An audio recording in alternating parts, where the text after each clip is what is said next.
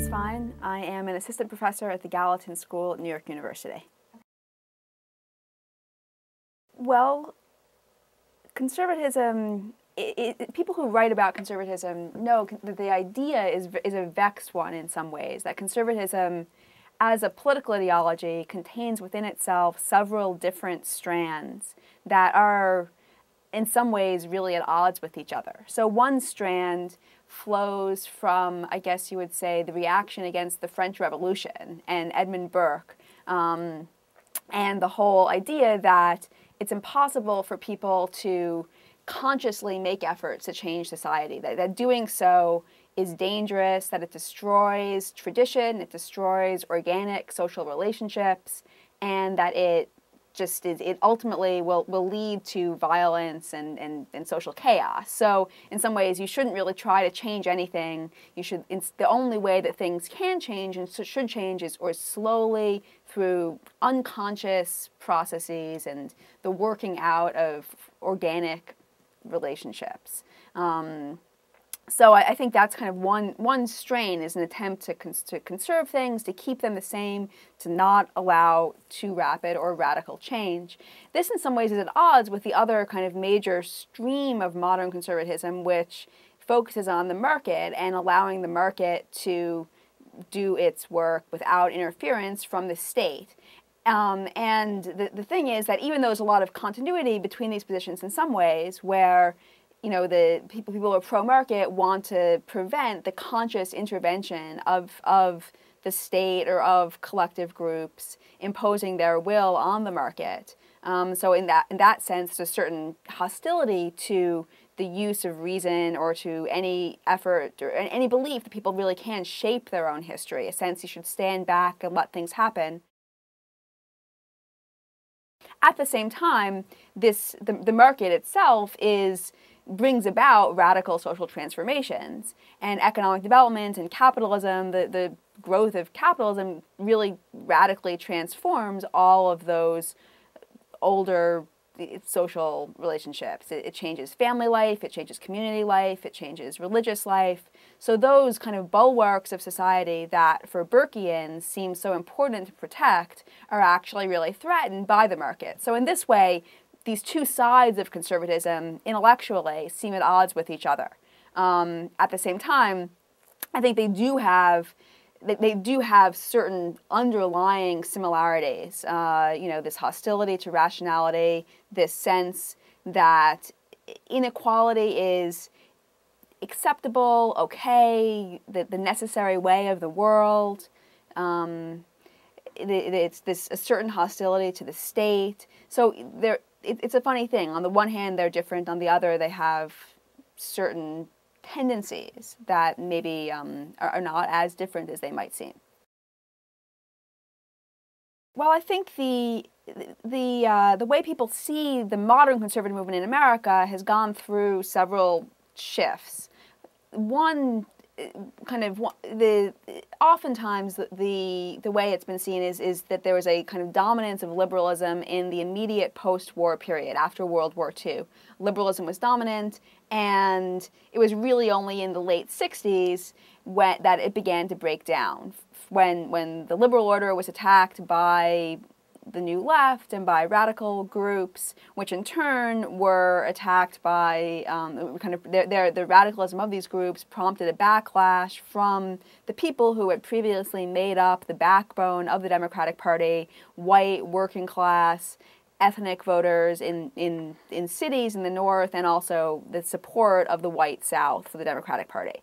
So frequently the way it's been seen is that there was this backlash in the late 60s and early 70s, and that led to Nixon's election and then later on to Reagan's election at the end of the 70s and the decline of the New Deal order.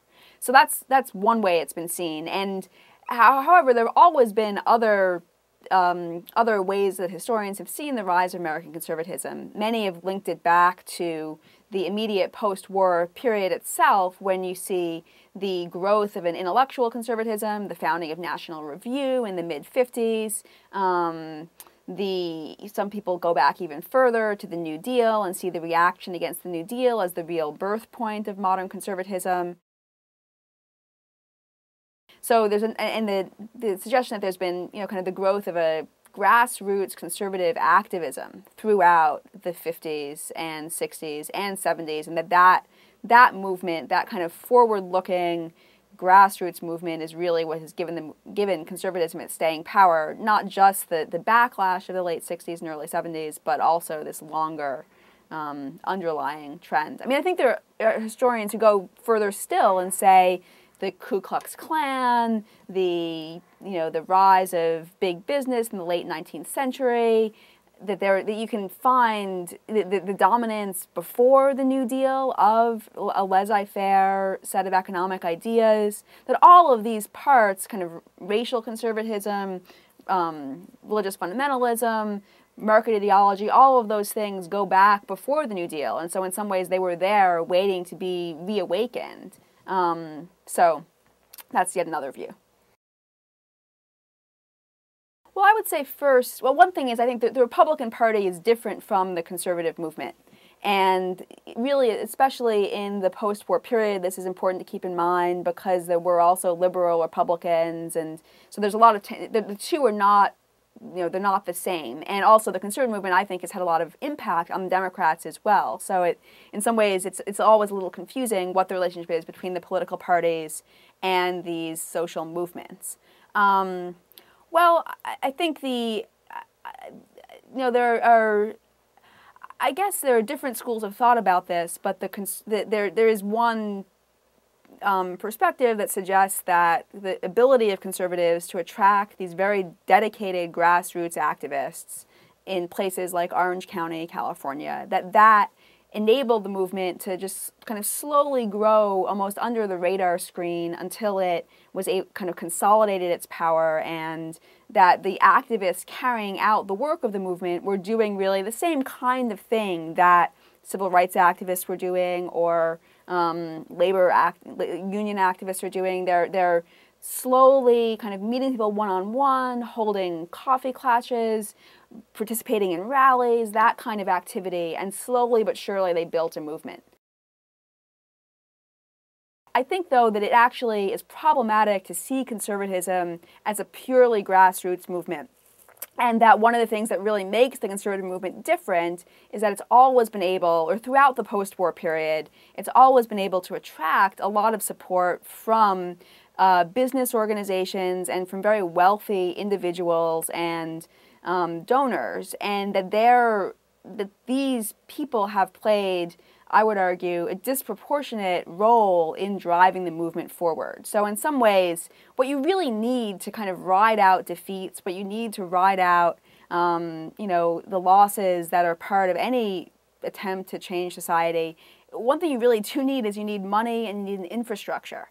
And conservatives have access to that in a way that I think labor activists just don't, and civil rights activists don't. And so they are able to, survive defeat in part because they are connected to people who have a lot of social power regardless. So I think, the grassroots activism is an important part of the story, but it's not the whole story. You need to look at the financing and the institutions and the role of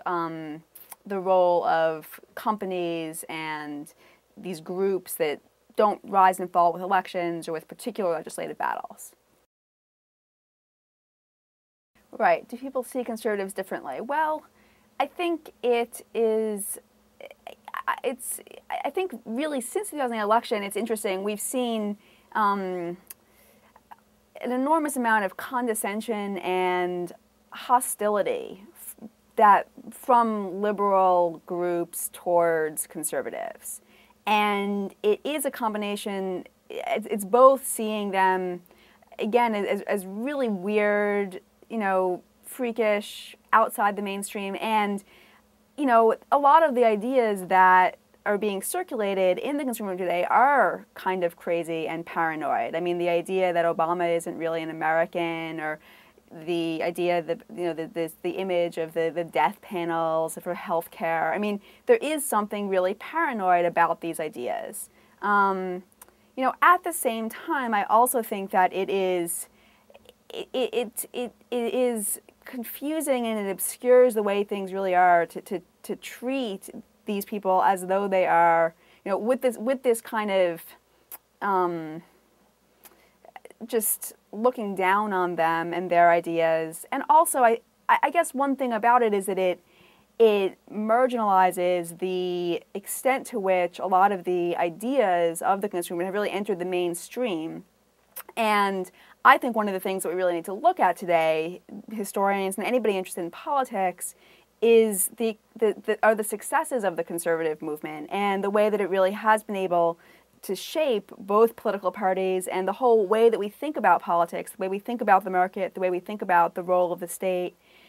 It seems to me that in some ways what people should start to do is stop studying only the conservatives and start looking at, you know, the mainstream and the consensus and how that has shifted, I think in large part as a result of the work of the conservative movement, but you know, kind of conceived broadly.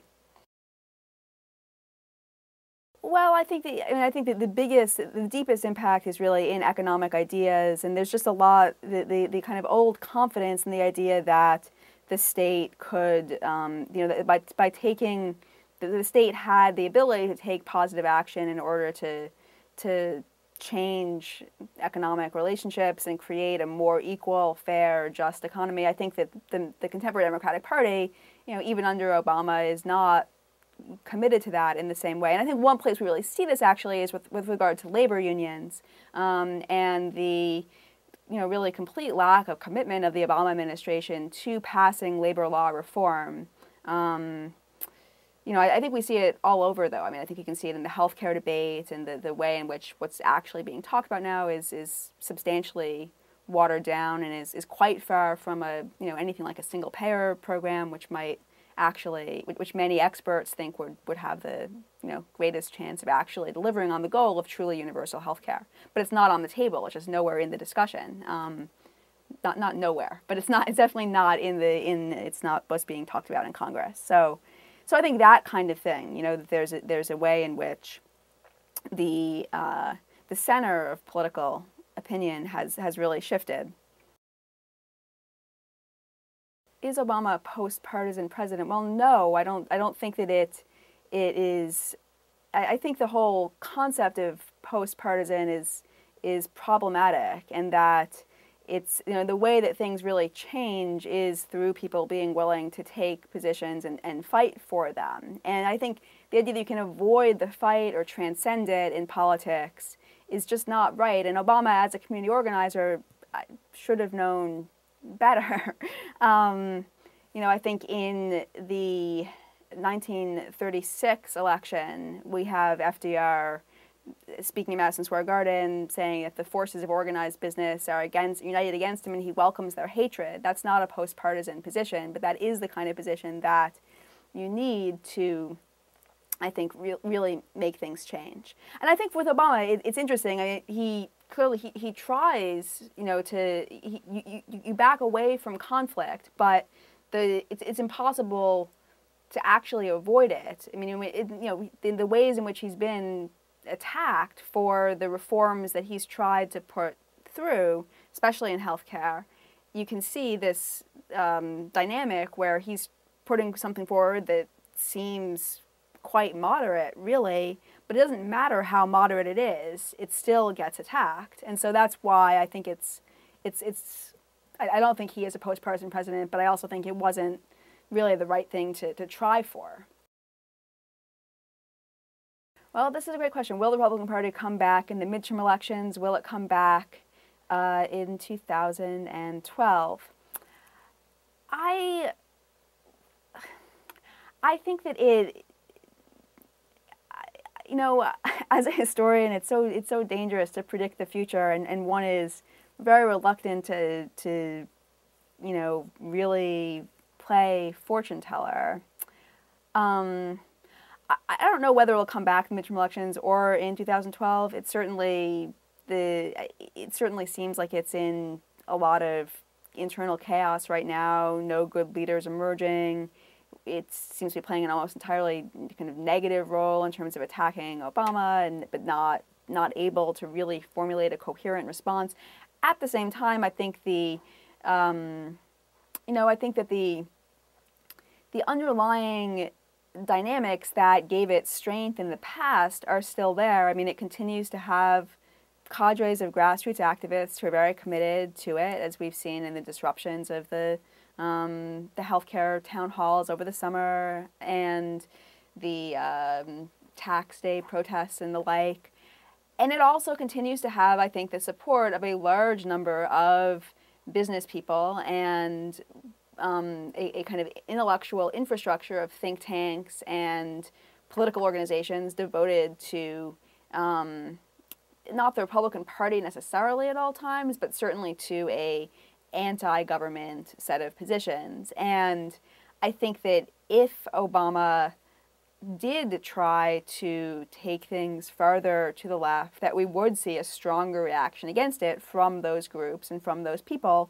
And unless there's another kind of political movement that comes into existence around something like healthcare that can really counter it, I think that the underlying ingredients for conservative success are still there. They haven't really changed. So I don't know whether it will happen in the midterm elections or 2012, but I definitely think I wouldn't write the Republican Party or that kind of movement conservatism off as dead by a long shot. Well, I think that today there is there's the Republican Party seems like it's really divided in these different single issue groups, and although there are certain, I think it's not.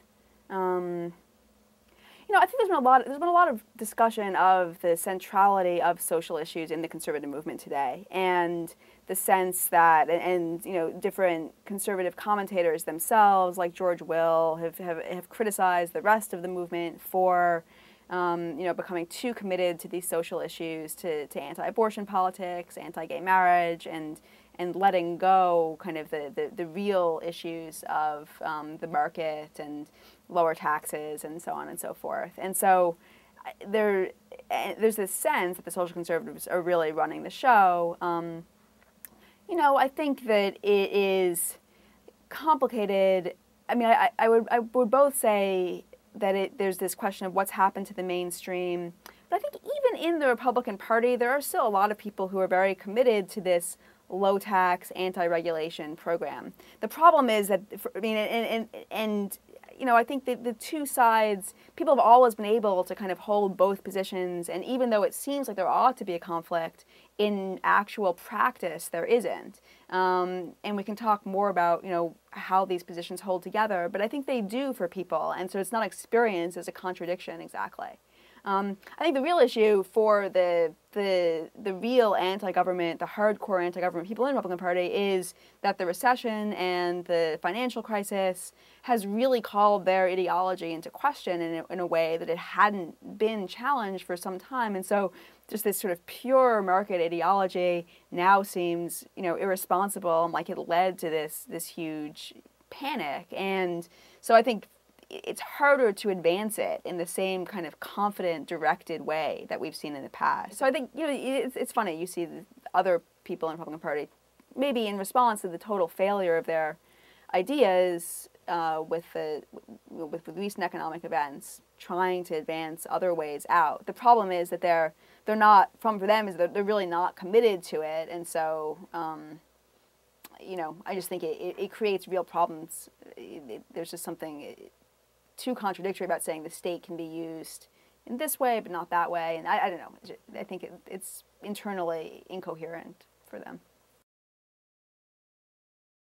I think it's just hard to be a libertarian today, or to win new supporters to libertarian causes in the wake of the recession and fiscal financial crisis.